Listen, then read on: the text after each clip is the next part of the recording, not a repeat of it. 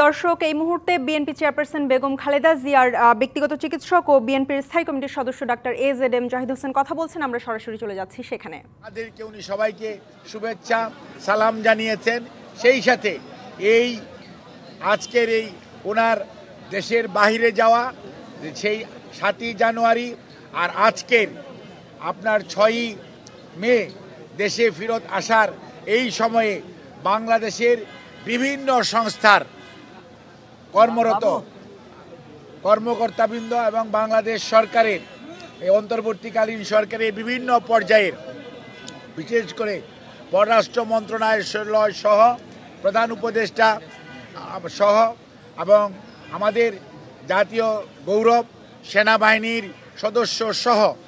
এবং BGB RAB পুলিশের সদস্যরা রাস্তায় যে আইন শৃঙ্খলা রক্ষা করার এবং ওনার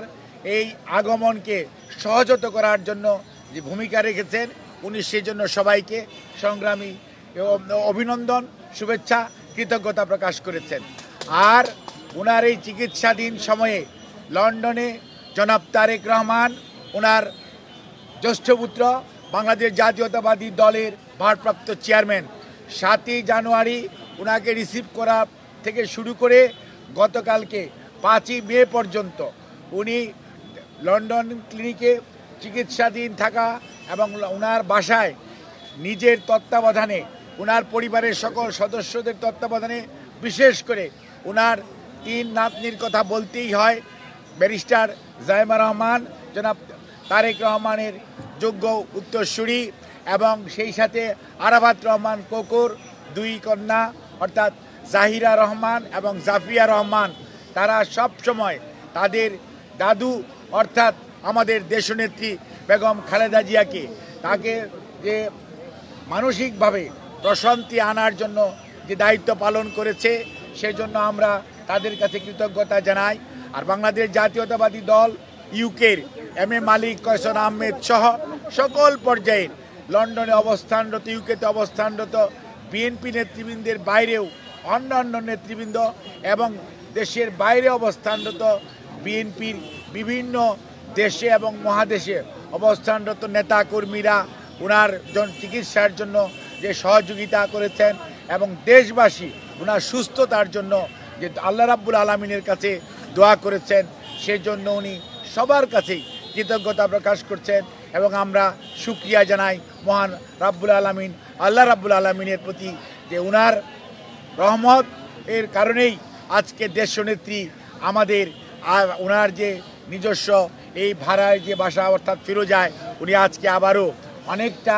শারীরিক মানসিকভাবে সুস্থ হয়ে উনি ফিরত এসেছেন। লিলি হালাল বিউটি সোপ BSTI কর্তৃক সনদপ্রাপ্ত দেশের প্রথম হালাল বিউটি সোপ, দীপ্তিময় উজ্জ্বল ত্বকের জন্য। যদিও 14 ঘন্টার জার্নি এবং রাস্তার এই জার্নির কারণে উনার শারীরিকভাবে উনি একটু অবসন্ন, তারপরেও মানসিকভাবে উনি অত্যন্ত ওনার অবস্থা স্থিতিশীল আছে এবং সেজন্য আমরা আল্লাহর কাছে দোয়ারা চাই, আপনাদের মাধ্যমে দেশবাসীর কাছেও ওনার সুস্থতা যাতে অব্যাহত থাকে সেজন্য দোয়া চাই। আর আমাদের ভারপ্রাপ্ত চেয়ারম্যান জনাব তারেক রহমান যে ভূমিকা বিদেশে বসে গত প্রায় 6 বছরের অধিক সময় ধরে গণতন্ত্র পুনরুদ্ধারের জন্য দায়িত্ব পালন করছেন, সর্বোপরি উনি ওনার মায়ের চিকিৎসার জন্য যে ভূমিকা রেখেছেন এবং যেভাবে সময় দিয়েছেন সেজন্য বাংলাদেশ জাতীয়তাবাদী দল এবং পক্ষ থেকে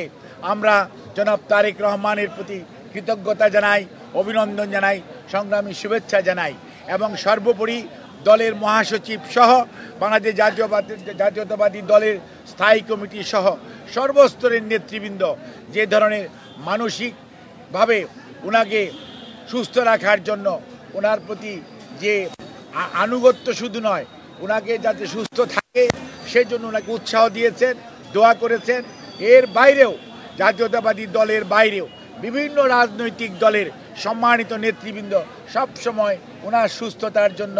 সবাই আল্লাহ রাব্বুল আলামিনের কাছে দোয়া করেছেন তাদের নিজ নিজ প্ল্যাটফর্ম থেকে। সেজন্য আমরা সবাইকে ধন্যবাদ জানাই। যাদেরকে ধন্যবাদ জানাতেই হয় সেটা হচ্ছে কাতার সরকার, কারণ কাতারের আমির এবং কাতারের অথরিটি, কাতার সরকার ওনার বিদেশ যাওয়া, যদিও পলায়নকৃত স্বৈরাচার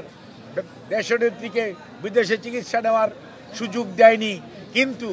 দেশের মানুষের কাছে ওনার জনপ্রিয়তা শুধু তাই নয়, আন্তর্জাতিকভাবেও যে উনি কতটুকু যোগ্য এবং কতটুকু সমাদৃত তার প্রমাণ হয়েছে। কাতার সরকার নিজের স্ব ইচ্ছায় ওনাকে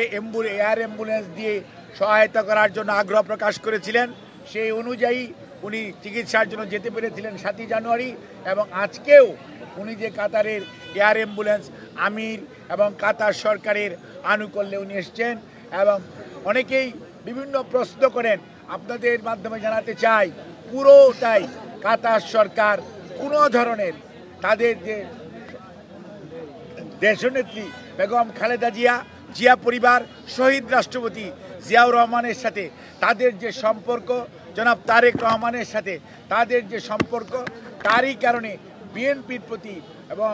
বিএনপি শুধু নয় বাংলাদেশের প্রতি তাদের যে সহমর্মিতা তারই প্রকাশ ঘটিয়েছেন এবং তারা সেটি। খালেদা জিয়ার ব্যক্তিগত চিকিৎসক doctor AZM Zahid Hossain briefing করছিলেন, আমরা এতক্ষণ সরাসরি ছিলাম সেখানে।